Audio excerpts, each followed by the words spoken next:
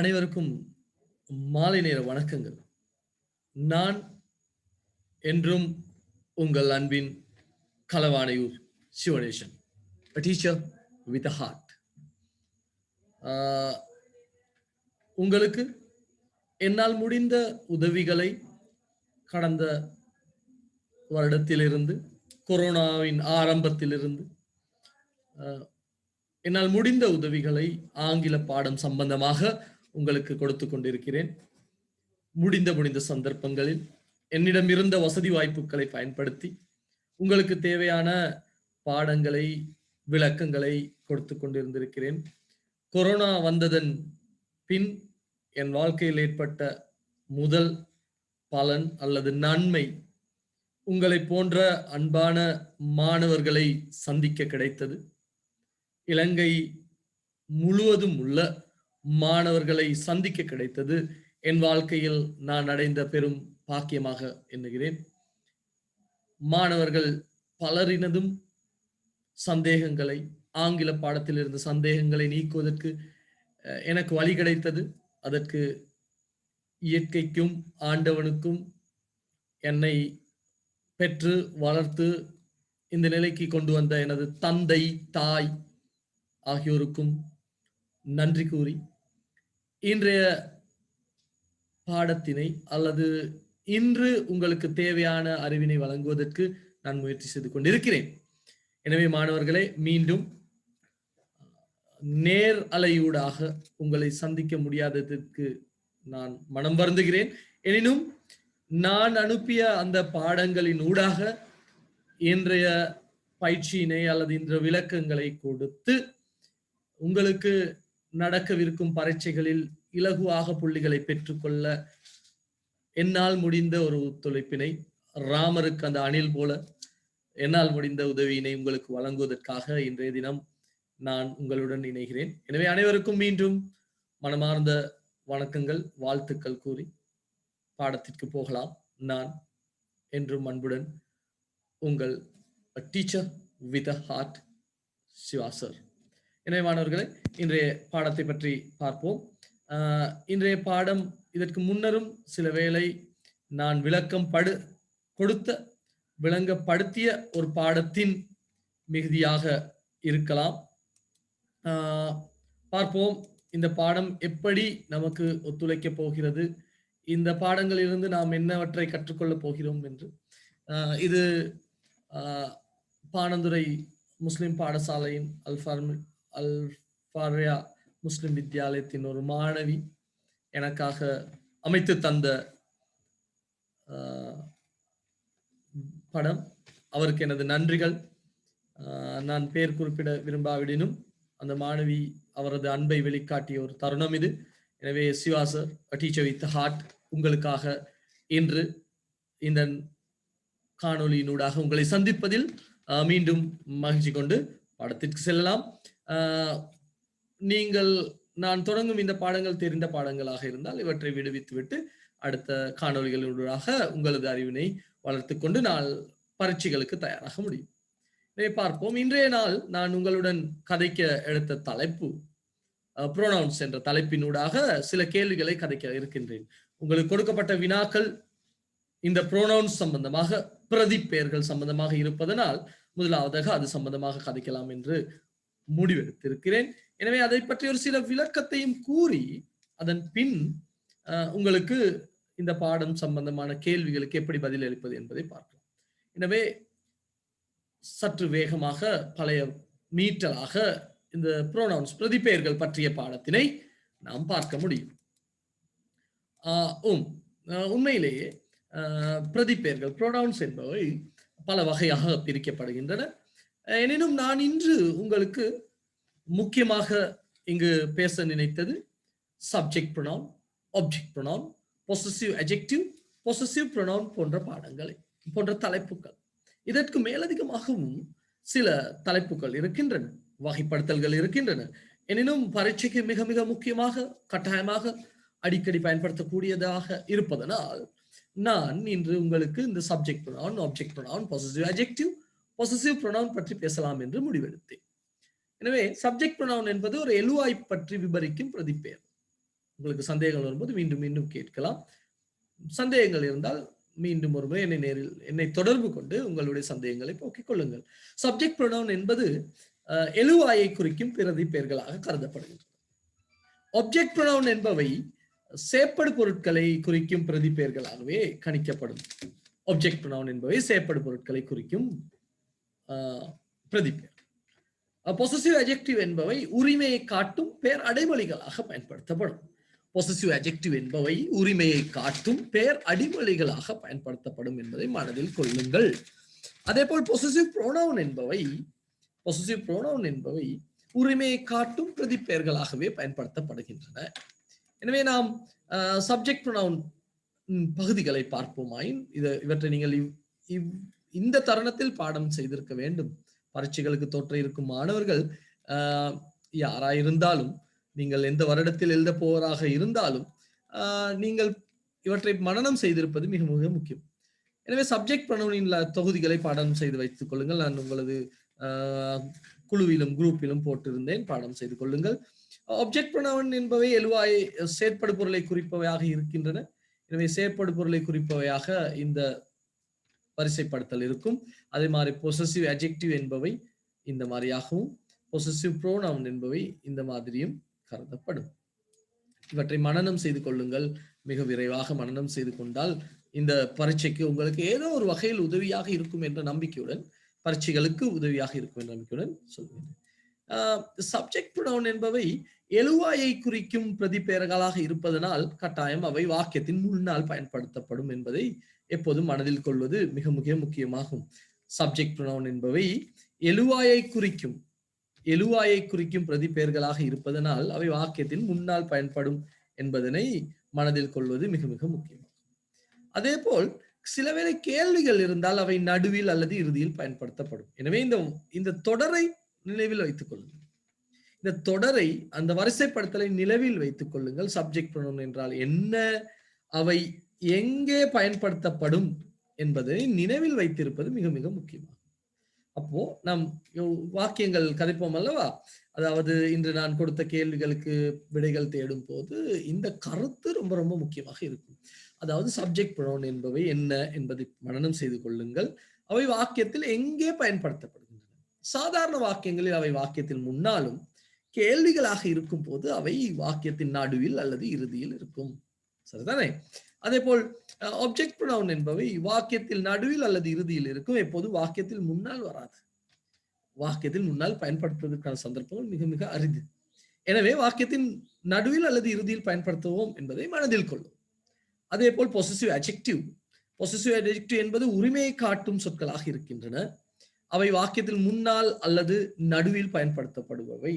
நீங்கள் தெரிந்திருக்க வேண்டிய விஷயம், பொசசிவ் அட்ஜெக்டிவ், இந்த தொடர், இந்த வரிசைப்படுத்தல் வாக்கியத்தில் முன்னால் அல்லது வாக்கியத்தில் நடுவில் பயன்படுத்துவோம் என்பதை மனதில் கொள்ளுங்கள். இவை பின்னர் நான் பேசும்போது தேவைப்படும் என்பதனால் குறித்து வைத்துக் கொள்வதோ முக்கியமானது. பொதுவாக பாடசாலைகளிலோ அல்லது வேறு இடங்களிலோ கற்கும் போது இந்த வரிசைப்படுத்தலை மனனம் செய்வோமே ஒழிய இதை எங்கே பயன்படுத்துவோம், எப்படி பயன்படுத்தப்பட வேண்டும் என்பதை பற்றி பேசுவது மிக மிக அரிது, மிக மிக குறைவு. எனவேதான் நான் இதை உங்களுக்கு சொல்லுகின்றேன். இவற்றை மனதில் கொண்டால் பரீட்சையின் போது புள்ளிகளை பெற, விடைகளை அளிக்க மிக மிக இலகுவாக இருக்கும். It will be very easy for you to answer the questions when you see these questions in the exam paper. So you should study these things, இவற்றை மனனம் செய்வது மிக மிக முக்கியமானதாக இருக்கும். அதே போல் பொசசிவ் ப்ரோனவுன் என்பவை வாக்கியத்தின் முன்னால் அல்லது கடைசியில் பயன்படுத்தப்படும். இந்த ஸ்லைடினூடாக நான் சொல்ல வந்த கருத்து, ப்ரோனவுன்ஸ் என்பவை மிக முக்கியமாக 4 வகையாக பிரிக்கப்படுகின்றன. அதே போல் அவை என்ன, அவை எங்கே பயன்படுத்தப்படுகின்றன, இவற்றை நீங்கள் ஸ்கிரீன்ஷாட் எடுத்து கூட மனனம் செய்து கொள்வது ஈஸியாக இருக்கும் பிறகு. எனவே நான் இதை பற்றி மேலும் தகவல்களை வழங்குகிறேன் அடுத்தடுத்த ஸ்லைட்களில்.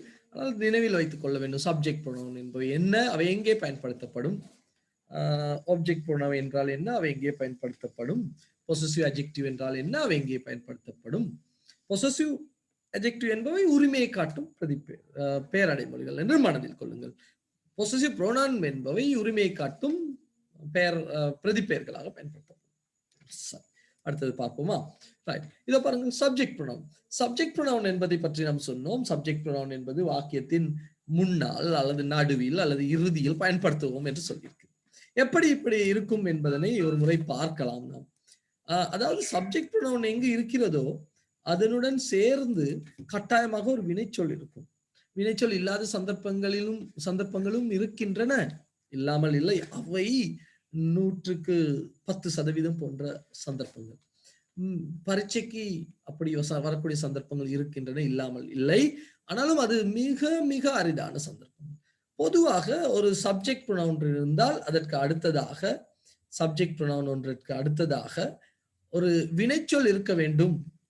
அது உங்களால் புரிந்து கொள்ள முடியும். சப்ஜெக்ட் ப்ரொனவுன் ஒன்றுக்கு அடுத்ததாக ஒரு வினைச்சொல் இருக்கிறது, அது கட்டாயமாக படுத்த வேண்டும். ஒரு கேள்வி என்னும் போது அது கொஞ்சம் மாற்றமாக வரலாம். கேள்வியின் போது சில வேளை பொதுவாக வினைச்சொல் இருக்கும், சில வேளை கேள்விகள் அதாவது டேக் குவெஸ்ஷன்ஸ் போன்ற கேள்விகளின் போது சப்ஜெக்ட் ப்ரொனவுன் வாக்கியத்தின் இறுதியில் வந்திருக்கின்றன. அவ்வாறான சந்தர்ப்பங்களில் வினைச்சொற்களை தேட முடியாது.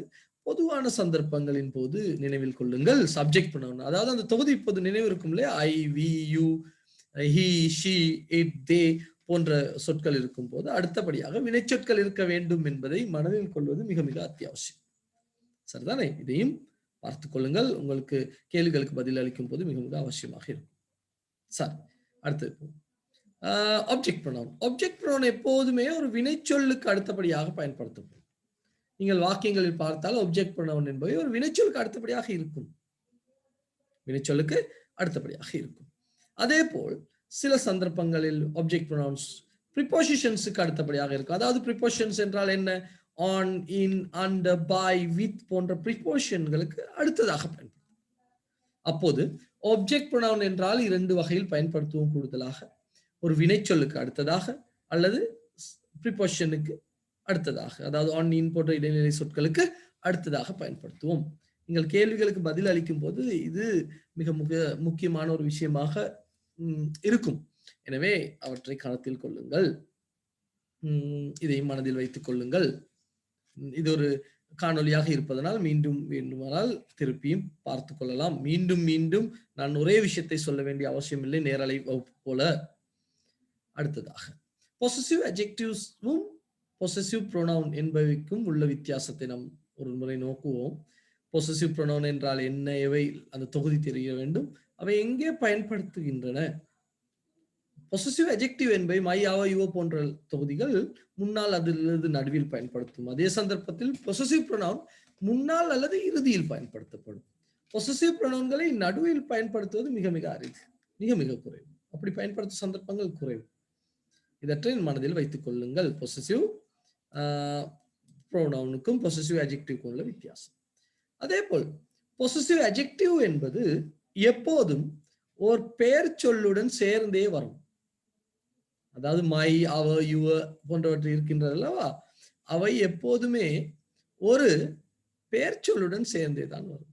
நான் ரொம்ப தூய்மையான தமிழில் கதைக்கிற முயற்சிப்பதனால் பாடம் குழப்பமாக இருக்கிறதா என்று தெரியவில்லை.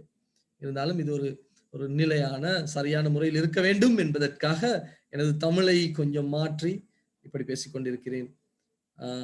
அப்படி இல்லைன்னா நம்ம என்ன செய்யலாம், ஒரு பொசசிவ் அட்ஜெக்டிவ்க்கு அடுத்ததாக ஒரு பெயர் சொல் பயன்படுத்தணும். ஓகேவா? இது என்னுடைய ஸ்டைல், அதுவும் நல்லதாக இருக்கும் என்ற நம்பிக்கையுடன் ஓகே பார்ப்போம். பொசசிவ் அட்ஜெக்டிவ் உரிமையை காட்டுவது எப்போதும் ஒரு பெயர் சொல்லுடன் இருக்கும். அதை மனதில் கொள்ளுங்கள். பொசசிவ் அட்ஜெக்டிவ் என்றால் என்ன என்ற தொகுதியை நினைவு வைத்திருப்பதுடன் அப்போது பொசசிவ் அட்ஜெக்டிவ் எப்போதும் ஒரு பெயர் சொல்லுடன் பயன்படுத்துவோம் என்பதை மனதில் கொள்ளுங்கள். சரிதானே? உதாரணத்துக்கு பாருங்கள், திஸ் இஸ் மை பென். பாருங்கள், சிகப்பு நிறத்தில் இருப்பது பொசசிவ் அட்ஜெக்டிவ். அதற்கு அடுத்து பென் என்ற பெயர் சொல் இருக்கிறது. அதே போல் மை பென் இஸ் ஸ்மால், எனது பேனை சிறியது. பாருங்கள், மை என்பது சிவப்பு நிறத்தில் இருக்கிறது, அது பெயர் அடைமொழியாக பயன்படுத்தப்படுகிறது. எனவே அது உரிமையை காட்டுவது. எனது பேனை சிறியது என்று பயன்படுத்துகிறோம். எனவே பொசசிவ் அட்ஜெக்டிவ்ஸ் எப்போதும் ஒரு பெயர் சொல்லுக்கு முன்னால் இருக்க வேண்டும் என்பது மிக மிக முக்கியம். ஆனால் பொசசிவ் ப்ரொனவுன் என்பவை உரிமையை காட்டினாலும் அவை வாக்கியத்தில் ஒரு பெயர் சொல்லுடன் இருக்க தேவையில்லை. அவை வாக்கியத்தில் பெயர் சொல்லுடன் இருக்க வேண்டிய கட்டாயம் இல்லை. அதாவது பொசசிவ் ப்ரோனவுன் என்பவை ஒரு முறை பேசப்பட்ட ஒரு பொருளை பற்றி தான் பேசுவோம். அல்லது நான் திடீரென்று ஒருவரிடம் வந்து உங்களுடையது பெரியது, யோர்ஸ் இஸ் பிக், உங்களுடையது பெரியது என்றால் அவர் யோசிப்பார், என்னடா என்னுடைய எது பெரியது, இவர் எதை சொல்லுகிறார் என்று யோசிப்பார். சந்தேகங்கள் வரலாம் இல்லையா? சோ அதனால் அப்படி சொல்லக்கூடாது, மனசு பெருசாக இருக்கலாம். அப்போ சந்தேகங்கள் வரலாம் இல்லையா? அதனால் அப்படி சொல்ல முடியாது திடீர் என்று போய். இதற்கு முதல் பேசிய விடங்களுடன் ஒப்பிட்டு பேசலாம். உதாரணத்துக்கு திஸ் இஸ் மை பென், இது எனது பேனை. மை பென் இஸ் ஸ்மால், எனது பேனை சிறியது. யுவர்ஸ் இஸ் பிக், உங்களுடையது பெரியது. உங்களுடைய எது பெரியது? பேனை, உங்களுடைய பேனை. அப்போ யுவர்ஸ் என்ற சொல்லின் உள்ளேயே ஒரு பெயர் சொல் ஒளிந்திருக்கிறது. இப்போ மைன் அல்லது யுவர்ஸ், அவர்ஸ் என்று சொல்லும் போது அதன் உள்ளே ஒரு பெயர் சொல் கட்டாயமாக ஒளிந்திருக்கும். அது வெளியே சொல்ல தேவை. அது முதல் வாக்கியத்துடன் இணைந்ததாகவே இருக்கும் என்று மனதில் கொள்ளுங்கள். அடுத்ததும் பார்ப்போம். திஸ் இஸ் யுவர்ஸ், இது உங்களுடையது. நாம் ஒரு உதாரணம் எடுத்துக்கொண்டால் திஸ் இஸ் மை பென், இது எனது பேனை. மை பென் இஸ் ஸ்மால், எனது பேனை சிறியது. இன்னொரு பேனை எடுத்து காட்டுகிறோம், யுவர்ஸ் இஸ் பிக், உங்களுடையது பெரியது. திஸ் இஸ் யுவர்ஸ், இது உங்களுடையது என்று காட்டுகிறோம். அப்போது பாருங்கள், ஒரு பெயர் சொல் இல்லாமல் உங்களுக்கு அந்த வித்தியாசத்தை என்னால் கொஞ்சம் காட்ட முடியும். பார்ப்போம். இப்போ இங்கே ஒரு பெயர் சொல் இருப்பதை காண முடியும், இங்கேயும் ஒரு பெயர் சொல் இருக்கிறது. ஆனால் இந்த இடத்தில் ஒரு பெயர் சொல் இல்லாமல் தனியாக உரிமையை காட்டுவதனால் தான் இது பொசசிவ் ப்ரோனவுனாக கருதுகிறோம். அதற்கும் இதற்கும் உள்ள வித்தியாசத்தையும் புரிந்து கொள்ளும். எனவே இந்த அறிவுடனே தான் நாம் நமது கேள்விகளுக்கு போக வேண்டியிருக்கிறது. கேள்விகளில் போது இந்த விஷயத்தை தெரிந்து கொள்ளாமல் கேள்விகளுக்கு பதில் அளிப்பது என்பது இவ்வளவு நேரம் நான் கதைத்து விடுங்கள் அர்த்தம் இல்லாமல் இருக்கும். எனவே நம்மளுடைய உங்களுக்கு வழங்கப்பட்டிருந்த பரீட்சை தாளில் முதலாவது கேள்விக்கு செல்கிறோம். இப்போது நீங்க பதில் எழுதியிருக்க வேண்டும், இவற்றுக்கு விடை எழுதியிருக்க வேண்டும். இவற்றுக்கு விடை எழுதியிருந்தால்தான் நான் பேசும் போது, நான் இவற்றை பற்றி விளக்கம் தரும் போது, ஆம் இது இப்படி இருந்தது, நான் இப்படி செய்திருக்கிறேன் என்று தெரிந்து கொள்ளும். அதோடு ஒப்பிட்டு பார்க்கலாம். வெறுமனே நீங்கள் பதில்கள் எழுதாமல் இந்த வீடியோவை அல்லது இந்த காணொலியை பார்த்து கொண்டிருந்தால் வெகு விரைவில் தூக்கம் வந்துவிடும். நாளைய பரீட்சைக்கோ அடுத்து வரும் பரீட்சைகளுக்கோ உங்களுக்கு அது அர்த்தம் இல்லாமல் போய்விடும். எனவே இதற்கான பதில்களை கைவசம் வைத்திருப்பது உங்களுடைய கடமை. இப்போது கூட நீங்கள் எழுதி இல்லை என்றால் இந்த காணொலியை சற்று நிறுத்தி விட்டு அதற்கான விடையை இந்த ஸ்கிரீனை பார்த்து கூட அதற்கான விடைகளை ட்ரை பண்ணுங்கள். இதற்கான விடையை முயற்சி செய்து பாருங்கள். அதன் பின் மீண்டும் பிளே பண்ணி இந்த வீடியோவில் இருந்து நீங்கள் என்ன செய்யலாம், இந்த கேள்விகளுக்கான விடைகளை பரிசோதிக்கலாம். அப்போதுதான் நாம் இப்படி அல்லவா யோசித்தோம், சார் இப்படி யோசிக்க சொல்லுகிறாரே என்று ஒரு புதிய சிந்தனைக்கு உங்களுக்கு வர முடியும். அப்படி இல்லாமல் இதை செய்ய முடியாது. மற்ற நேரங்களின் போது, கருத்தரங்குகளின் போது, பழைய விதமான நேரலைகளின் போது சொன்ன நிறைய பல வினோதமான கதைகளை, உங்களை சிரிப்பூட்டும் கதைகளை சொல்வதற்கு நேரம் இல்லை, என்ன செல்ல இப்போ நேரம் இல்லை. எனவே முடிந்த அளவு பாடத்தினூடாக உங்களுடன் பேசவே நான் முயற்சி செய்து கொண்டிருக்கிறேன். எனவே மாணவர்களே, கொஞ்சம் சுறுசுறுப்பு இல்லாமல் இருந்தாலும் பாட இன்னும் சில நாட்கள், சில மணித்தியாலங்கள் இருக்கும். இந்த வேளையில் நாம் பரீட்சைக்கே நமது நோக்கத்தை கொண்டு போக வேண்டும் என்பதனால் நான் கூடுதலாக வேறு விடயங்களை கதைக்காமல் நேரடியாக பாடத்துக்கு வருகிறேன். எனவே இதுவரை நாம் பேசிய விடயங்கள் இங்கு நமக்கு உதவ போகின்றன. எப்படி உதவ போகின்றன என்பதுதான் இங்கு உள்ள முக்கியமான காரணமாக இருக்கும். உதாரணத்துக்கு முதலாவது இடைவெளி, அதை விட்டு விடுவோமே, அது நமக்கு தேவையில்லை என்று விட்டு விடுவோம். இரண்டாவது இடைவெளியை நிரப்பும் போது சிலர் இது கண்டவுடனே பதிலை போட்டு விடுவார்கள். அது ஞானம், உடனே பிறந்தது, அப்படி இருக்கிறார்கள். சிலர் கண்டவுடனே இதற்கு விட இதுதானே என்று போட்டுவிடுவார். பட் சிலர் இதனை யோசித்து பல விதங்களில் யோசித்து தான் போடுவார். நன்றாக பாருங்கள். முதலாவது இதை விளங்கிக் கொள்ள வேண்டும். நமக்கான விடைக்கான உதவி பிராக்கெட்டுக்குள், அடைப்புக்குறிக்குள் கொடுக்கப்பட்டுள்ளது அல்லவா? அதை சிலர் கவனிப்பதே இல்லை. நான் அதுதான் இங்கு சிகப்பு நிறத்தில் போட்டிருக்கிறேன். ஆனால் பரீட்சைக்கு அப்படி நிறங்கள் மாற்றி கொடுக்கப்படாது. வேண்டுமானால் தடித்த எழுத்தில் இருக்கலாம். வேறு மாற்றங்கள் நடக்கப் போவதில்லை. எனவே கவனமாக சொல்ல வேண்டும். இந்த கேள்வி எப்படியானது, இதிலிருந்து என்ன செய்ய வேண்டும் என்று. நான் மிக முக்கியமாக புள்ளிகளை ரொம்ப குறைவாக எடுக்கும் இந்த கேள்விகளுக்கு கூட புள்ளிகளை எடுக்காத மாணவர்களுக்கு தான் இந்த கேள்விகளில் உதவி செய்கிறேன். சிலர் திறமையானவர்கள் இருப்பார்கள், ஆங்கிலத்தில் நல்ல புள்ளிகள் எடுக்கக்கூடியவர்களுக்கு அடுத்து வரும் காணொலிகள் உதவியாக இருக்கும். இது அவர்களுக்கு ஜுஜுபி வேலையாக இருக்கலாம். இருந்தாலும் எல்லோருக்கும் இது பயனுள்ளதாக அமைய வேண்டும் அல்லவா? அதனால் நான் சிறிய விடயங்களை மீண்டும் கொஞ்சம் கதைக்கிறேன். இப்போது பாருங்களேன், இந்த இரண்டாவது இடைவெளி எங்கே இருக்கிறது? இடைவெளி எங்கே இருக்கிறது? வாக்கியத்தின் கடைசி.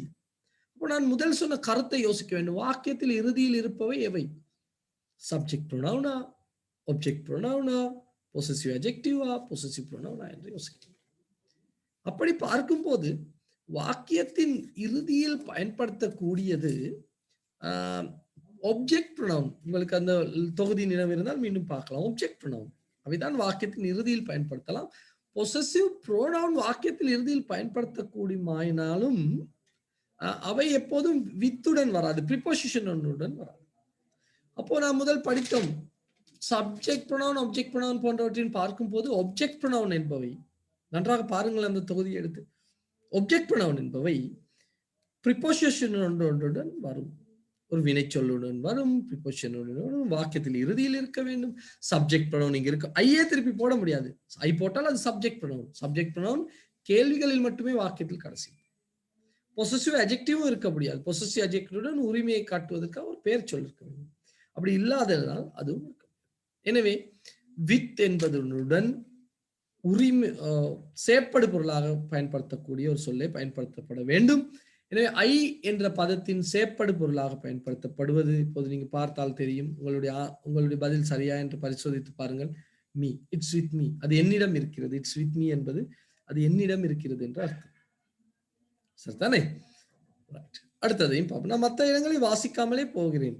மூன்றாவது இடைவெளிக்கு வாருங்கள். மூன்றாவது இடைவெளி, இடைவெளி இருக்கிறது, நாம் கொஞ்சம் கவனிப்போம். இடைவெளி இருக்கிறது, தெரிகிறதா? இடைவெளிக்கு அடுத்து ஒரு பெயர் சொல் இருக்கிறது, இடைவெளிக்கு அடுத்தே ஒரு பெயர் சொல் இருக்கிறது. அப்போ பெயர் சொல்லுடன் சேர்ந்து வரக்கூடிய வாக்கியத்தில் நடுவில் உள்ளது எது? ஐ என்பதில் உள்ளது எது? அதுதான் நான் அந்த முன்னால் பின்னால் என்று எழுதி கொண்டது முக்கியம் என்று சொன்னேன். எனவே ஃப்ரெண்ட்ஸ் என்ற சொல்லுடன் ஒரு பெயர் சொல், இந்த பெயர் சொல்லுடன் வரக்கூடிய பெயர் அடைமொழியாக பயன்படுத்துவது. எனவே பொசசிவ் அட்ஜெக்டிவ், பாருங்கள் போய் பொசசிவ் அட்ஜெக்டிவ் என்பதை பெயர் சொல்லுடன் பயன்படுத்துவோம் என்று சொல்லியிருக்கிறேன். அப்போ இந்த இடத்திற்கான புள்ளியாக அல்லது பதிலாக என்ன இருக்கும் என்று பார்ப்போம். ஆம், அந்த இடத்திற்கு புள்ளியாக மை ஃப்ரெண்ட்ஸ், எனது நண்பர்கள். பாருங்கள், உரிமையை காட்டுவது நண்பர்கள் என்ற பெயர் சொல்லிருக்கிறது. They like biscuits, they like.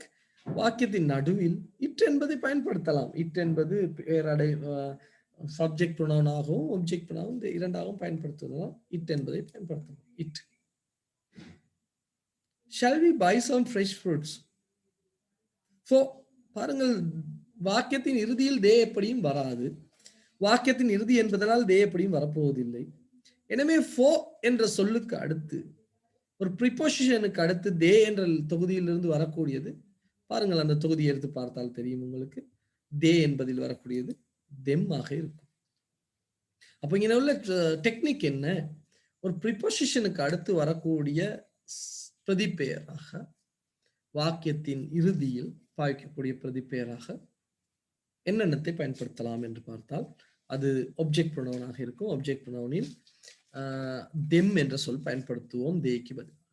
Watts. அடுத்ததாக பாருங்க, வாட்ஸ் ஐடியா. ஐடியா என்பது ஒரு பெயர் சொல். ஒரு பெயர் சொல்லுக்கு முன்னால் இருப்பதனால் யூ என்பதனை அதனோட உரிமையை காட்டும் சொல்லாக பயன்படுத்தப்பட வேண்டும். உரிமையை காட்டுவதற்காக நாம் பயன்படுத்துவது யூ என்பது, யூ என்பதில் யூ என்பதை பயன்படுத்துகிறோம். சரிதானே? இது உங்களுக்கு ஒரு இலகுவான விடயமாக இருக்கும் என்று நம்புகிறேன். மீண்டும் இந்த நான் சொன்ன காணொலியை பார்த்து இதில் உள்ள சின்ன சின்ன டெக்னிக்ஸ்களை பார்த்து கொள்வது மிக மிக நல்லது. சரி பிள்ளைகள், அப்ப இது விளங்கி இருக்கும் என்று நினைக்கிறேன். அந்தந்த இடைவெளிகளை எப்படி நிரப்புவது என்பதை பற்றி சரியாக தெரிந்து கொள்ளுங்கள். அடுத்த கேள்விக்கு போவோமா? இதுல எதுவும் சந்தேகங்கள் இருந்தால் நீங்கள் பிறகு என்னிடம் கேட்கலாம். ஓகேவா? அதற்கு நான் நேரம் ஒதுக்கி தருகிறேன். இப்போ இங்கேயும் பாருங்கள், mine, her, us, them, him, it, theirs, இவை என்ன என்ற பகுதிக்கு உள்ளடங்கும் என்பதை மீண்டும் ஒரு முறை பார்த்துக் கொள்ளுங்கள். அதன் பின் இடைவெளிகளை நிரப்பலாம். இப்போ இந்த இடத்தில் நீங்கள் கவனித்தீர்களானால் இடைவெளிகள் 5 நிரப்ப இருந்தாலும் சொற்கள் 1, 2, 3, 4, 5, 6, 7 சொற்கள் இருக்கின்றன. இந்த மாதிரி சில வேளை கேள்விகளில் நம்மளை குழப்புவதற்காக பயன்படுத்தலாம். அதற்கு நாம் கவனமாக இருக்க வேண்டும். இப்போ we are going to the cinema, do you want to come? ஏதோ ஒன்று இருக்கிறது. அதாவது இடைவெளி எங்கே இருக்கிறது என்பது மிக முக்கியமானது. இங்கே இடைவெளி வாக்கியத்தின் இறுதியில் இருக்கிறது. அப்போ இடைவெளி வாக்கியத்தில் இறுதியில் இருக்கும் போது இறுதியில் பயன்படுத்தக்கூடிய சொற்கள் என்ன? மைன் பயன்படுத்தலாம், பயன்படுத்தலாம், அஸ் பயன்படுத்தலாம், தெம் பயன்படுத்தலாம், ஹிம் பயன்படுத்தலாம், இட் பயன்படுத்தலாம், தேஸ் பயன்படுத்தலாம். அதே மாதிரி பொதுவா இங்க உள்ள பல கேள்விகளில் எல்லாமே இறுதியில் தான் இருக்கின்றன. எனவே இறுதியில் என்ற கருத்தை வைத்துக் கொண்டு இதை எழுத முடியாது, இதற்கான பதில் எழுத முடியாது. இறுதியில் என்ற அந்த கருத்தை மட்டும் வைத்துக் கொண்டு அல்லது நடுவில் முதலில் என்ற கருத்தை மட்டும் வைத்துக் கொண்டு இதற்கு பதில் எழுதுவது என்பது சாத்தியப்படாத ஒரு விஷயம். அதை இப்ப புரிந்து கொண்டீர்கள். அப்போ என்ன செய்யலாம்? கட்டாயமாக கேள்விகளில் ஒரு கேள்விக்கு பதிலை தேடுவதற்கு எங்கோ ஒரு நமக்கு க்ளூ வைக்கப்பட்டிருக்கும், நமக்கு ஏதாவது ஒரு உதவி இருக்கும் கட்டாயமாக, அதை கண்டுபிடிக்க வேண்டும். இப்போது இந்த வாக்கியத்தில் பார்த்தீர்கள், ஆனால் இரண்டாவது வாக்கியத்தில் நாம் க்ளூஸை போட்டு கொஞ்சம் கதிச்சு பார்ப்போம். இரண்டாவது வாக்கியத்தில் பாருங்கள், இதில் முக்கியமான நபர் வி சம்பந்தமாகத்தான் அடுத்து கதைக்க போகிறோம். இந்த வாக்கியத்தில் உமன் சம்பந்தமாக கதைக்க போகிறோம். இந்த வாக்கியங்களில் பார்ட்டிஸ் சம்பந்தமாக கதைக்க போகிறோம். இந்த வாக்கியத்தில் கார் சம்பந்தமாக, இதில் ஹேர் பேண்ட் சம்பந்தமாக கதைக்க போகிறோம். இவற்றை புரிந்து கொள்ள வேண்டும். எதை பற்றி கதைக்கிறோம் என்று. we are going to the cinema, do you want to come with? அப்போ வி என்பதனூடாக பயன்படுத்தக்கூடிய பிரதிப்பெயர் என்ன, அதுதானே யோசிக்கணும். இதுதான் முக்கியமான புள்ளி இந்த இடத்துல. அப்போ வி என்பதுடன் பயன்படுத்தக்கூடியது என்ன என்று பார்ப்போம். இப்போ உங்களுக்கு தெரிந்திருக்க வேண்டும். வியோட பயன்படுத்தக்கூடியது அஸ் என்று பதில் வரும். அஸ் வாக்கியத்தின் இறுதியிலும் பொருத்தமாக இருக்கும், ஒரு ப்ரிபோசிஷனுக்கு அடுத்து இருக்கிறது என்பதும் பொருத்தமாக இருக்கிறது. இவற்றையும் பார்க்க வேண்டும். Who is that woman? யார் அந்த பெண்? இங்கே பெண் என்பவள் தான் முக்கியமான பகுதி. எனவே பெண் என்பவளுக்கு பதிலாக இதில் பயன்படுத்தக்கூடிய சொல் என்ன? வாக்கியத்தின் இறுதியில் பயன்படுத்தக்கூடிய சொல் என்ன? அது ஹேவாக இருக்கும். வாக்கியத்தின் இறுதியில் பயன்படுத்தக்கூடிய அந்த சொல் ஹேவாக இருக்கும். சரிதானே? அடுத்ததா, I never go to parties. பாருங்கள், பார்ட்டிஸ் என்பது பன்மை சொல்லை குறிக்கும் ஒரு பொருள். ஒரு இடமாகவோ பொருளாகவோ மிருகங்களாகவோ இருந்தால் பன்மை சொல்லை குறித்தால் அவற்றுடன் எதை பயன்படுத்துவோம் என்று உங்களுக்கு தெரிந்திருக்க வேண்டும். எனவே பார்ட்டிஸ் என்ற சொல்லுடன் பயன்படுத்தக்கூடிய சொற்களில் இங்குள்ளவற்றில் மிக பொருத்தமானதாக எது? தெம் இருக்கும். தெம் தான் பன்மை சொல்களை குறிக்கிறதாக இருக்கும். எனவே அதை தெரிவு செய்யலாம். இது அடுத்தது மிக முக்கியமான புள்ளி. Is it their car? இது அவர்களுடைய காரா? நோ, இல்லை. Is green? இது அவர்களுடைய காரா? இல்லை.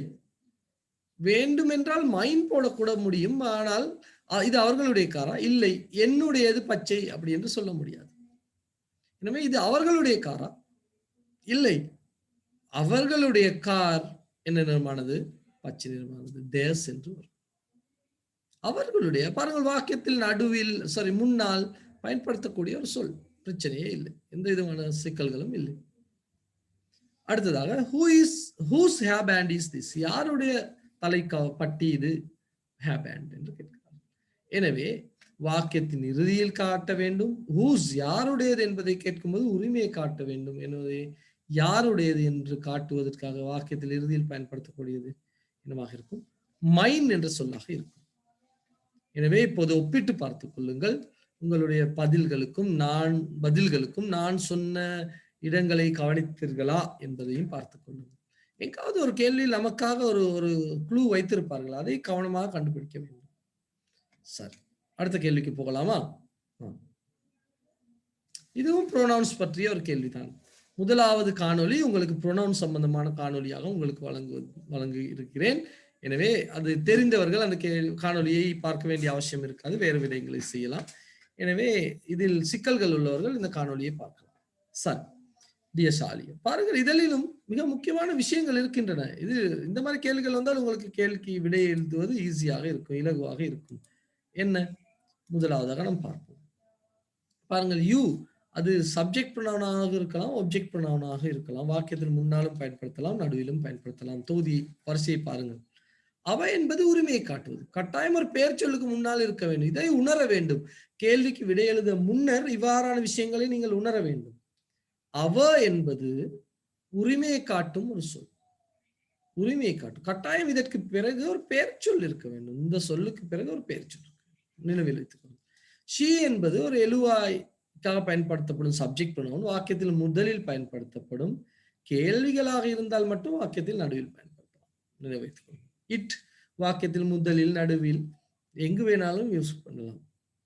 ஹர்ஸ் அவளுடையது. நான் சொன்னேன் ஹர்ஸ் என்பது உரிமையை காட்டும் பிரதி பெயர்கள் வாக்கியத்தின் முன்னால் அல்லது கடைசியில் தான் பயன்படுத்துவோம்.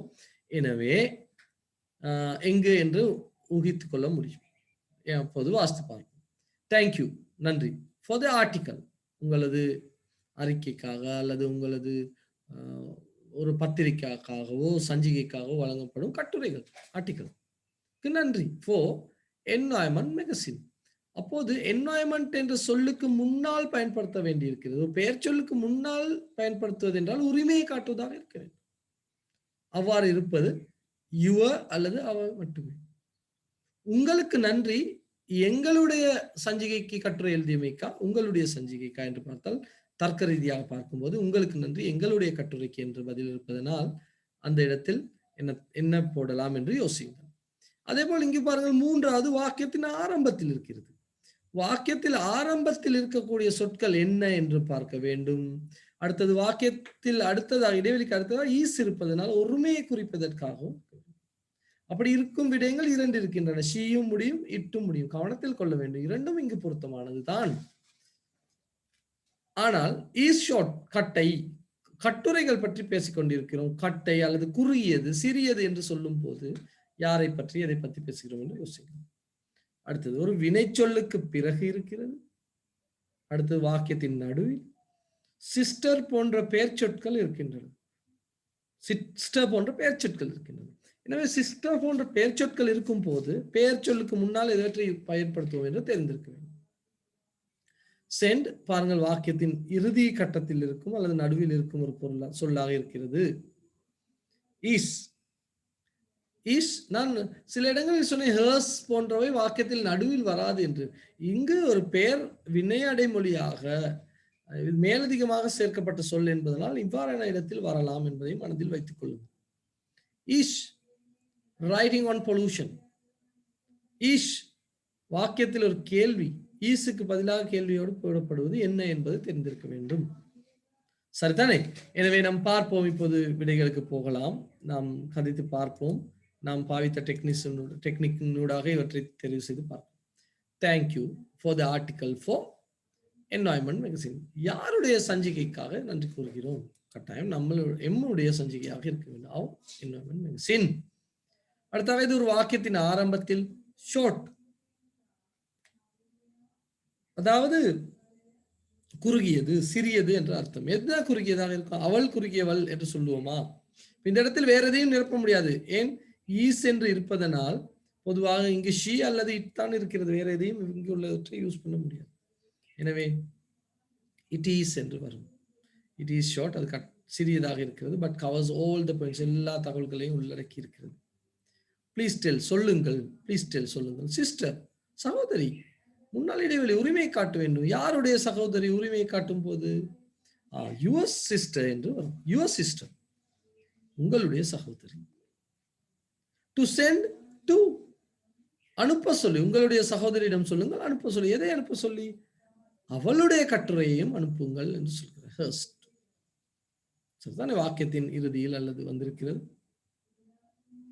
இது ஒரு கேள்வி. கேள்வியின் போது எழுவாய்க்கு அடுத்ததாக, வினைச்சொற்களுக்கு அடுத்ததாக எழுவாய் இருக்கும். எனவே ஈஸ் என்ற சொல்லுடன் பயன்படுத்தக்கூடிய எழுவாய் என்று பார்த்தால் ஷீயாக இருக்கும். ஈஷி. இந்த இடத்தில் முக்கியமாக கவனத்தில் கொள்ள வேண்டிய சில விஷயங்கள் இருக்கின்றன. எந்தெந்த இடங்களில் கேபிட்டல் யூஸ் பண்ண வேண்டுமோ அவற்றில் சரியாக யூஸ் பண்ணுங்கள். இந்த இடத்தில் பாருங்க, இட் பயன்படுத்தும் போது இன்னும் பார்ப்போம்.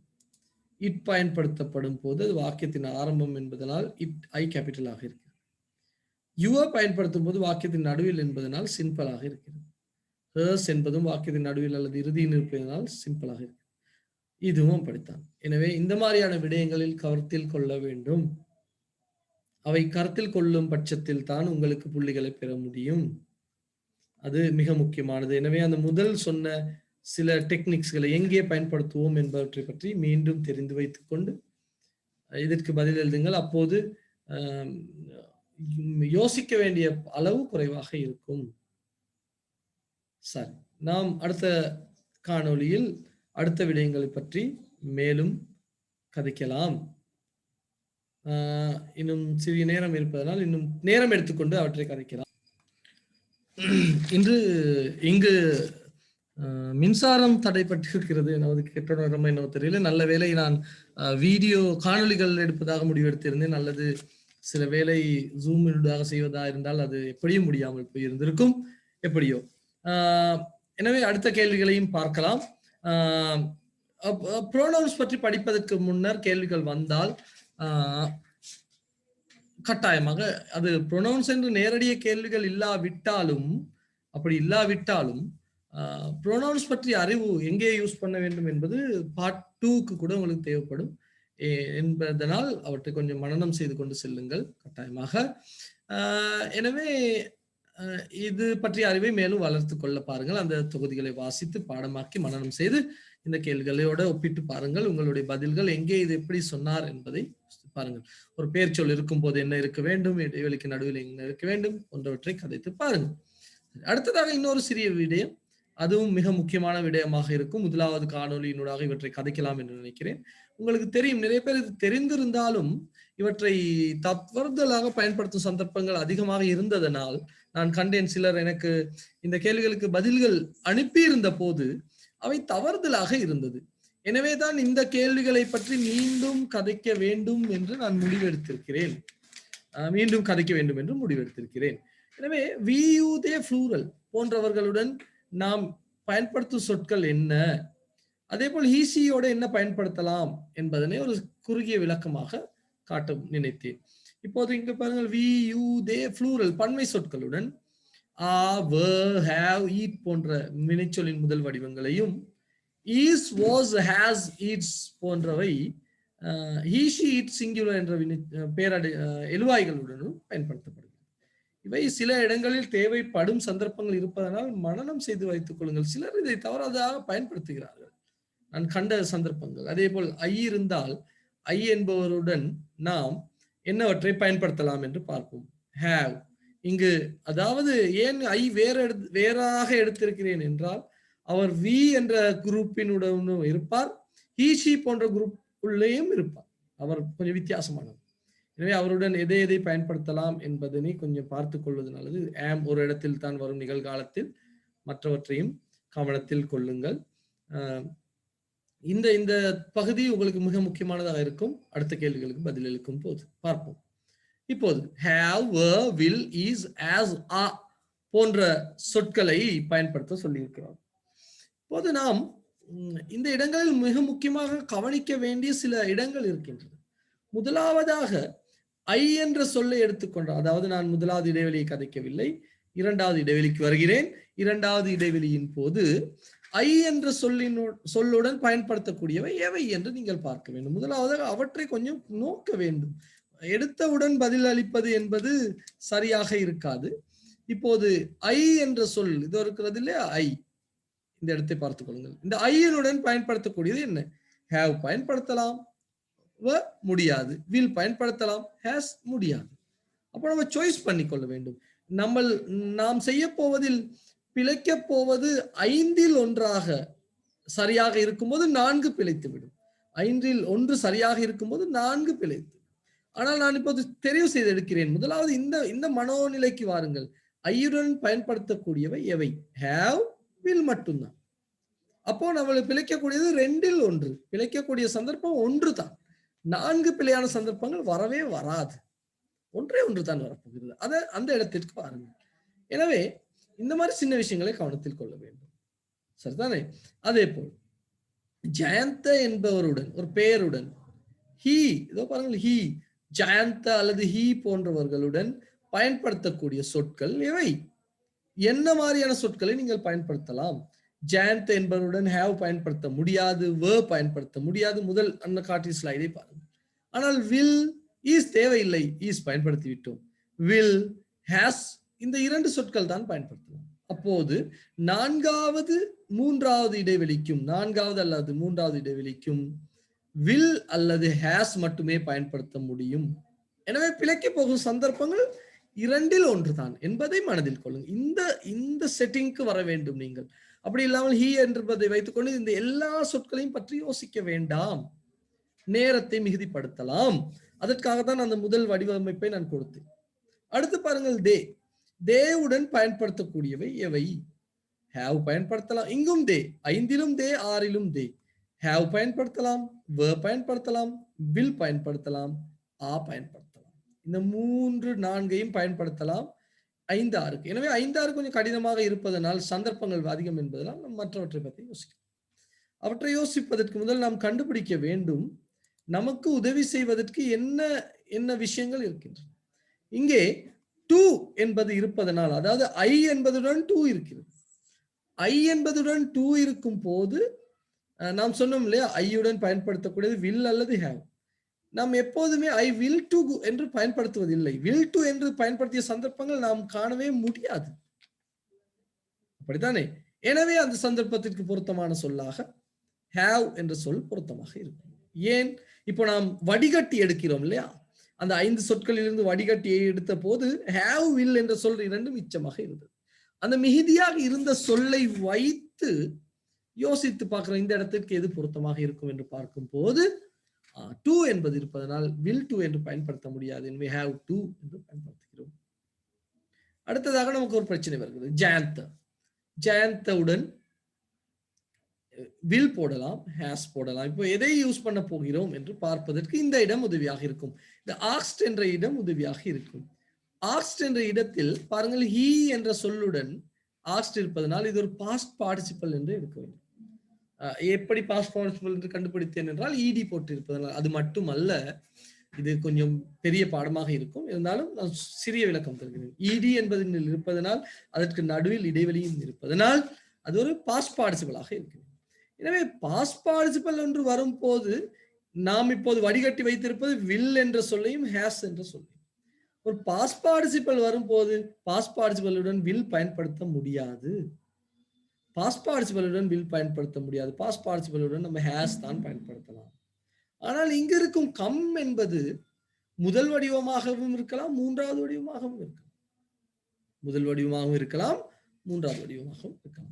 எனவே அதில் ஒரு சந்தேகம், கன்ஃபியூஷன் இருப்பதனால் தான் நான் இந்த இடத்தை தெரிவு செய்தேன். எனவே நான் பதில் கண்டுபிடித்து விட்டேன்.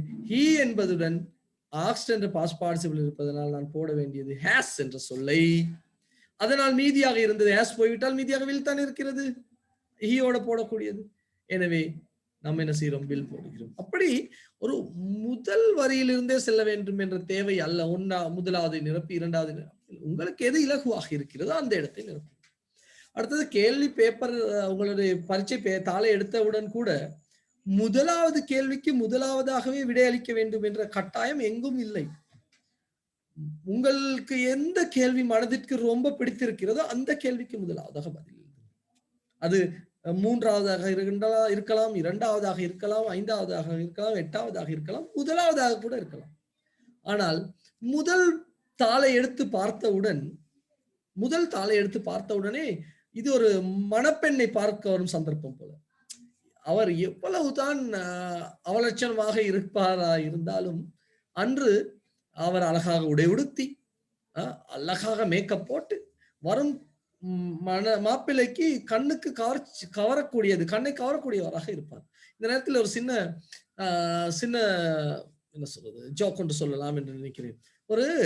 ஒரு மாப்பிள்ளை திருமணம் முடிந்து 2வது நாள் போகிறார் அந்த அலங்காரம் செய்த பெண்ணின் வீட்டுக்கு. அதாவது தன் மனைவிக்கு அலங்காரம் செய்த பெண்ணின் வீட்டுக்கு செல்கிறார். அங்கு செல்லும் போது ஒரு அழகான ஒரு பரிசு பொதியும் எடுத்துக்கொண்டு போகிறார். அப்படி கொண்டு போகும்போது அந்த அலங்காரம் செய்த பெண், வாங்க உட்காருங்க என்று அழைத்து உட்கார வைத்து, என்ன விசேஷமா என்ன பார்க்க வந்திருக்கீங்க, ரொம்ப சந்தோஷமா இருக்கு, நான் நினைச்சேன் மேக்கப் எல்லாம் பார்த்தோன்னு உங்களுக்கு மனசுக்கு பிடிச்சிருக்கும், வருவீங்கன்னு நினைச்சேன் அப்படின்னு சொன்னாங்க. நான் தான் உங்களுடைய, நீங்க பெண் பார்க்க வந்தீங்க இல்லையா முதல், அப்போ கூட நான் தான் உங்க வைஃபுக்கு மேக்கப் போட்டு விட்டேன் அப்படின்னு சொன்னாங்க. அப்ப இவர் சொன்னா, அவர் மனதில் நினைத்து கொண்டார், அப்ப நான் கொண்டாந்த பரிசு கட்டாயம் உங்களுக்கு நல்ல பொருத்தமான பரிசு தான். மணப்பெண் பார்க்க வந்த அன்னைக்கு நீங்க தான் மேக்கப் போட்டிருக்கீங்க, கல்யாணத்துக்கும் நீங்க தான் மேக்கப் போட்டிருக்கீங்க, அதுக்கு நடுவில் நான் மணப்பெண்ணை பார்க்கவே இல்லை. சோ இந்த கொண்டு வந்த பரிசு உங்களுக்கு பொருத்தமான பரிசு தான் அப்படின்னு சொல்லி, இப்ப என்ன அப்படின்னு இவர் கொடுத்திருக்காரு. பரிசு கொடுத்தோன்னே அவங்க உடைத்து பார்த்திருக்கிறாங்க பொதியை. அந்த பரிசு பேக்கை உடைச்சு பார்த்தோன்னா அதுல ஐபோனுடைய ஒரு பெட்டி இருக்குது. ஐபோன் தானே, ஐபோன் ஆப்பிள் ஏதோ ஒரு பெருமதி வாய்ந்த ஒரு கையடக்க தொலைபேசியின் பெட்டி இருக்குது. இவருக்கு சரியான சந்தோஷம், அலங்காரம் செய்யும் பெண்ணுக்கு. ரொம்ப நன்றி, நீங்க ரொம்ப சந்தோஷமா எடுத்துட்டீங்க, என்ன யாருமே எனக்கு இப்படி செஞ்சதில்லை அப்படின்னு. அப்படிங்களா அப்படின்னு இவர் டீ குடிக்கும் போது அவங்க பெக்கை உடைச்சு பார்த்திருக்காங்க. உடைத்து பார்த்தால் உள்ளுக்கு ஒரு 3500 பெருமதியான ஒரு நோக்கியா போன் இருக்கிறது. பெட்டி ஐபோன் அல்லது ஆப்பிள் போனுக்கான பெட்டி, உள்ளே ஒரு 3500 நோக்கியா போன் இருக்கிறது. அப்போ அலங்காரம் செய்யும் பெண் கேட்டானா, என்னங்க இது எப்படி செஞ்சிட்டீங்க, நீங்க ஒரு ஐபோனை காட்டிட்டு இப்ப உள்ளுக்கு ஒரு நோக்கியா போன் வச்சிருக்கீங்களே, 3500 நோக்கியா போன். அப்படி ஒரு சொன்னார், 2 நாளைக்கு முதல்ல மாப்பிள்ளை சொல்கிறார், 2 நாளைக்கு முதல்ல நீங்களும் எனக்கு இதைத்தான் செஞ்சீங்க, ஐபோன் மாதிரி காட்டுனீங்க, உள்ளுக்கு ஒரு நோக்கியா தான் இருந்துச்சு அப்படின்னு சொன்னார். சோ அந்த மாதிரி நாம் எழுதும் பரீட்சைத்தால் உள்ளே என்ன இருக்கிறது என்பது முக்கியம் அல்ல, முன் பக்கம் அழகாக இருக்க வேண்டும். பென்சிலை பாவியுங்கள், பென்சிலை பாவித்து புள்ளிகளை போட்டு பார்த்து சரியான விடையை மட்டும் உங்கள் தாளில் எழுதுங்கள். எக்காரணம் கொண்டும் வெட்டி கொத்தி அதை கிறுக்கி உங்களுடைய முதல் பக்கங்களை வைக்க வேண்டாம். நீங்கள் கவனத்தில் கொள்ள வேண்டிய இன்னொரு விஷயம், உங்களுடைய முதல் பேப்பரையும் பார்ட் 1ஐயும் பார்ட் 2ஐயும் 2 நபர்கள் பார்க்க போகிறார். சில வேளை முன்னர் போல் இருந்தால் 2ஐயும் கூட்டி பார்க்கும்போது 74 புள்ளிகள் இருந்தால் இவர் பாவம் தானே என்று ஒரு 2 புள்ளிகளை போட்டு கொடுக்கலாம். இப்போது அப்படி செய்ய முடியாது. இருவர் 2 பேப்பரை பார்ப்பதனால் இந்த பேப்பரில் இருக்கும் புள்ளியும் இந்த பேப்பரில் இருக்கும் புள்ளியும் இருவருக்கும் தெரியாது. எனவே இவர் எந்த புள்ளியை நோக்கி செல்கிறார் என்பது கணிப்பிடப்பட முடியாததனால் நீங்கள் ஃபெயில் ஆகக்கூடிய சந்தர்ப்பம், சில வேளை 74 புள்ளிகள் எடுத்து நீங்கள் ஃபெயில் ஆகக்கூடிய சந்தர்ப்பங்கள், ஃபெயில் ஆகல பி எடுக்கக்கூடிய சந்தர்ப்பங்கள், 34 புள்ளிகளை எடுத்து ஃபெயில் ஆகக்கூடிய சந்தர்ப்பங்கள் கூட இருக்கலாம். எனவே தயவு செய்து மாணவர்களை எழுதும் ஒவ்வொரு விடையும் தெளிவாக எழுத வேண்டும். ஒவ்வொரு விடையும் தெளிவாக இருக்க வேண்டும். அக்கறையுடன் எழுத வேண்டும். ஒவ்வொரு பேப்பரும் எழுதும் போது நீங்கள் உங்களுடைய முதல் காதல் கடிதத்தை எழுதுவது போல ரொம்ப அக்கறையுடன் எழுத வேண்டும். ரொம்ப அக்கறை எடுத்துக்கொள்ள வேண்டும். தயவு செய்து கேட்டுக்கொள்கிறேன். சரி, அப்போ அடுத்த விடைக்கு போமா. அடுத்து நம்மளுக்கு மிச்சமாக இருப்பது, எஞ்சி இருப்பது 2 விடைகள் தான். ஒன்று வ, அடுத்தது ஆ. வ ஆ, மற்றதெல்லாம் போட்டுட்டோம் இல்லையா, பாருங்க நல்லா, வ அல்லதா. இப்ப நமக்கு என்ன உதவி செய்ய இருக்கு பார்ப்போம். 5வது இடைவெளியிலும் தே, 6வதுக்கு முன்னும் தே. இப்போ நம்ம யோசிக்கணும், 2ம் தேயாக இருக்கும் போது இங்க இருக்கும் சொற்கள் வ ஆ, 2 காலங்களை குறிக்கும் சொற்கள் மட்டுமே மிச்சமாக இருக்கு. 2 காலங்களை குறிக்கும் சொற்கள் மட்டுமே மிச்சமாக. எனவே நமக்கு எங்கே ஒரு க்ளூ இருக்க வேண்டும். நம்ம க்ளூவை தேடி சென்றால், ஓ இதோ நவ் என்ற க்ளூ நமக்கு இருக்கு. இப்போது நாம் யோசிக்க வேண்டிய விடயம், நவ் என்பது எந்த வாக்கியத்திற்கு சொந்தமானது? நவ் என்பது 6வது இடைவெளி உள்ள வாக்கியத்திற்கு சொந்தமாக இருக்கிறது. எனவே 6வது வாக்கியத்துக்கு சொந்தமாக இருப்பதனால் நவ் என்பது நிகழ்காலத்தையும், இந்த இடத்தில் 5வது இடம் இறந்த காலமாக இருக்க வேண்டும் என்பதால் ஆ போட்டு மீண்டும் வேர்க் வருகிறது. இப்போ நான் பாருங்கள், ஒரு முறையாக செல்லவில்லை. 1வது, 2வது, 3வது என்று எனக்கு எங்கெங்கு இலகுவாக பதிய முடியுமோ அங்கே பதிந்து பார்க்கிறேன். அப்படித்தான் வந்தேன். நான் கூட அப்படித்தான் செய்வேன். நானே இந்த பரீட்சையை செய்தால் கூட இப்படித்தான் செய்வேன். எனவே மாணவர்களை தயவு செய்து இதில் மேலும் அக்கறை எடுத்து மேலும் கவனம் எடுத்துக் கொள்ளுங்கள். இந்த காணொலி இந்த பகுதியை மீண்டும் பாருங்கள், சொன்னவற்றை மீண்டும் கேளுங்கள். அடுத்த கேள்வியையும் பார்ப்போமா? இதையும் பார்க்கணும். இப்படியான கேள்விகள் வந்தால் கவனம் எடுக்க வேண்டிய சந்தர்ப்பங்கள் எங்கே? பல காலங்களையும் காட்டுகின்றன. இந்த மாதிரி சந்தர்ப்பங்களில் நாம் மிக முக்கியமாக இந்த இடங்களில் கவனத்தை செலுத்த வேண்டும். இந்த இடங்களில் நான் கோடிட்டு காட்டிய இடங்களை கொஞ்சம் பாருங்கள். அதாவது வாக்கியங்களின் கடைசியில் நமக்கென்று ஒரு க்ளூ வைத்திருக்கிறார்கள். எஸ்டர்டே, அப்போ எஸ்டர்டே என்று தொடங்கும் முடியும் போது இறந்த காலத்தை குறிக்கும். ஒரு வாக்கியத்தின் முன்னால் ரெயின் என்பதற்கு, ரெயின் என்றால் மழை, ஒன்றை குறிக்கும், இறந்த காலத்தை குறிக்க எஸ்டர்டே. அப்போ இதெல்லாம் கோடடிச்சு பார்த்துக் கொள்ளுங்கள். இது நம்மளுக்கு ஹெல்ப் பண்ணக்கூடிய இடங்கள் எங்கெங்க இருக்கிறது என்று பார்க்க வேண்டும். எஸ்டர்டே என்பது இறந்த காலத்தை குறிக்கிறது, ரெயின் என்பது ஒன்றை குறிக்கிறது. எனவே இது 2க்கும் பொருத்தமான சொல்லாக எதை போடலாம்? போஸ்ட்போன். ஏன் இறந்த காலத்தை குறிக்கும் ஒரு புக், சரிதானே? அதே போல அடுத்த கேள்விக்கு போகும். நெக்ஸ்ட் மந்த் என்பது அடுத்த மாதம். அடுத்த மாதம் என்பது எதிர்காலத்தை குறிக்கும். எதிர்காலத்தை குறிக்கும் சொற்கள் ஒன்றே ஒன்று தான் இருக்கிறது. என்ன? Will be. எதிர்காலம் என்பது எதிர்காலத்தை குறிக்கக்கூடிய சொல் தான் வில் பி. அது தெரிந்து வைத்துக் கொள்ளுங்க. வில் பி என்பது எதிர்காலத்தை குறிப்பது. ஓஸ், வே என்பது இறந்த காலத்தை குறிப்பது. ஓஸ், நான் அதையும் கொஞ்சம் காட்டுகிறேனே, சிலர் தெரியாமல் இருக்கலாமே. was were என்பது இறந்த காலத்தை குறிக்கும் ஒருமை பன்மை. will be எதிர்காலத்தை குறிக்கும். is are என்பது நிகழ்காலத்தை குறிக்கும் ஒருமை பன்மை. சரிதானே? அதையும் மனதில் வைத்துக் கொள்ளுங்கள் தெரியாவிட்டால். சரி. annually என்பது வருடாந்தம். வருடாந்தம் என்பது பொதுவாக எப்போதும் நினைப்பது. கம்பெயின் என்பது சிரமதான கம்பெயின் என்பது ஒன்று என்பதனால் அந்த இடத்திற்கு ஈஸ் போடுகிறேன். நிகழ்காலத்தை குறிக்கும் ஒன்று. லாஸ்ட் வீக் கடந்த வாரம். ஆனால் பிரசன்ஸ் என்பது பன்மையை குறிக்கும். கடந்த வாரம் பன்மையை குறிக்கக்கூடிய சொல் என்று. சரிதானே? டெய்லி என்பது தினமும் நிகழ்காலத்தை குறிக்கிறது. நிகழ்காலத்தை குறிக்கும். புக்ஸ் என்பது பன்மை என்பதனால் என்ற சொல்லை தெரிவது. மிக இலகுவான சில கேள்விகளை பற்றி தான் கதைத்தேன். இப்போ நீங்கள் இப்போதைக்கு நான் நினைக்கிறேன் 4 அல்லது 5 கேள்விகளுக்கு நான் உங்களுடன் உரையாற்றி இருக்கிறேன். 4 கேள்விகள் போல இருக்கும் நினைக்கிறேன், உரையாடி இருக்கிறேன். இந்த 4 கேள்விகளும் எப்படி உங்களுக்கு புள்ளிகள் இருந்தன, சரியாக செய்து விட்டீர்களா, இதை புரிந்துதான் செய்தீர்களா என்பதையும் யோசித்து பாருங்கள். அவற்றை யோசிப்பது மிக மிக முக்கியமானதாக இருக்கும். எனவே அடுத்த கேள்வியில் அடுத்த காணொளியில் இந்த கேள்வி பற்றி பேசலாம். அதற்கு சற்று நேரம் எடுத்துக்கொள்வோம். மீண்டும் இந்த காணொளியை பார்த்து உங்களுடைய சந்தேகங்கள் இருந்தால் என்னுடன் இணைந்து அந்த சந்தேகங்களை போக்கிக் கொள்ளலாம். எனவே மீண்டும் உங்களை சந்திப்பேன். மீண்டும் சந்திக்கும் நோக்கத்தில் உங்களிடமிருந்து விடைபெறும் நான் என்றும் அன்புடன் உங்கள் அன்பின் teacher with a heart, Siva.